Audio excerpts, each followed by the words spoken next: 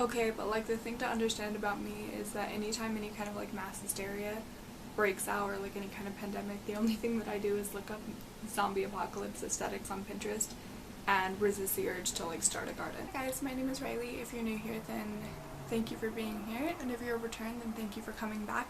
Today I'm bringing you my book recommendations list for quarantine, so if that's something you're interested in, then just keep watching. Something that you're going to notice about this list is they're all either classics or dystopian, and really that's just because I'm not really going out right now, and that's mostly all I have are just like classic books. As well as I feel like I'm the kind of person that when any kind of pandemic or mass hysteria hits, that's all I want to read. I don't know what that says about me as a person, but take from it what you will. So let's just get jumping right into the list. My first book is a book that everyone probably had to read in school, and anybody that I've talked to hated it, but I absolutely adored it. So first one is Lord of the Flies. I adored this book. Me personally though, I could not read it physically. The only reason I have the physical copy is so I could annotate it. If you are going to ever try to read this book, I would recommend getting the audiobook. The audiobook was fantastic. So this one is about a group of boys who was in a plane crash, and they crash onto this island, and they kind of have to figure out how to create this kind of society system within themselves between like hierarchies of power and who should be in charge, and it kind of just slowly starts to digress into what humanity would really look like if we were kind of just left to our own devices with absolutely no direction. But all of the boys who are in this are under 16, I want to say, so they're all pretty young, so it's just really good. I really like it a lot. This list is Ender's Game. I absolutely adored this book. I did not read it like physically though. I did get the audiobook, but I didn't get like an official audiobook. I just looked up Ender's Game audiobook on YouTube, and somebody had done a fan rendition of it, and it was absolutely superb. So I would definitely recommend that. But this book is about a dystopian society where the military starts breeding military geniuses, and they kind of take you from your home really young if you show an adoption for it, in which our main character, Ender, does indeed. So he is around, I want to say he's like 10 when they take him up to space to go to this military program, and he just kind of wipes the floor with all of his competition, and it kind of shows that the war against the aliens that have invaded or are at war with Earth are not what everything seems to be. And I love this book. I know that there are a couple more. I've actually only read the first one though, but it's very atmospheric for sure. Hi lady. Yeah. There's a lady. The third book that I have for this is called The Selection.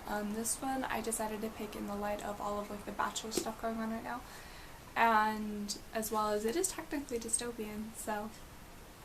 But this one follows a character named America Singer, and she goes into a selection process with 35 other girls to be picked by the prince. His name is Maxon, and for most women this is like a dream come true, but for her it kind of means that she has to leave apart her secret lover that she has, as well as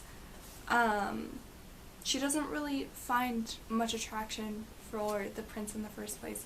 So it's all kind of watching her go through the process of meeting Maxon and forming this friendship and relationship with him. And I thought it was super cute and super wholesome. I did only read the first two. I did not read the last two, so I did like this one though. I thought it was cute and cheesy and lighthearted-ish. Today is The Maze Runner. This one is just very atmospheric. I don't really think that it holds much like plot value, if I'm 100% honest with you, but I do think it's super atmospheric, and right now that's more or less what I'm going for. A character named Thomas who rises in this lift to find himself in this glade of a whole bunch of other people who have no really real recollection on why they are there either. But he has completely lost his memory and doesn't know anything but his first name. It's all about him trying to navigate his way in this new society of only boys up until the point where a girl arrives. And it's all about him trying to figure out the society and what's going on behind the curtain and find his way through a maze. And I think that it's fun. I think I say that at the end of every book that I recommend, but I mean, obviously I think they're fun because I recommend them. But let's move on. Alright, the second to last book that I have for you guys is probably absolutely no surprise, but it is The Hunger Games. You know, I was actually on Walmart the other day trying to find The Hunger Games movie because I own the last 3, but I don't own the first ones. But they said it had sold out because so many people wanted it right now, which made me laugh so hard because that's the whole reason that I had gone to get it too. I think it's just something about pandemics makes people want to read or watch, you know, apocalypse-esque kind of things, and it makes me laugh. So this one is, if you guys don't know what it's about, then this one is about a girl named Katniss who is in this society where there are 12 separate districts that are made to make specific things for the capital, and in order to keep them in line, they are put into this drawing, 2 from each district every year to participate in the Hunger Games, which is just a fight to the death between all the districts. And it's all about Katniss trying to figure out her way through the system of the Hunger Games and trying to figure out how to stay alive throughout the whole ordeal, and I really like it. I loved all of them except for the last one, but I'm not going to get into that. I think that the second one was definitely my favorite, but obviously you have to get through the first to get to the second, so that's where I'm going to go. Alright, and the last book that I have for you is, actually I don't have a physical copy of it, but I do absolutely adore this book, and that is Fahrenheit 451. That one is fantastic, and that one too is considered dystopian-esque, and I cannot explain how much I love that book. Most all of these, I want to say all of them, but 2 have been adapted to either miniseries or film franchises, so if you guys don't feel like reading it, then you can pick it up on whatever streaming service you have.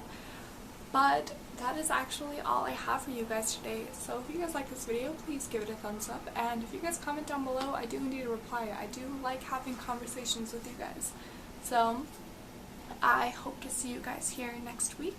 I think next week will be my quarantine vlog, but maybe not. We'll find out. Anyways, I hope you guys have a good rest of your day, and I will see you next week. Bye!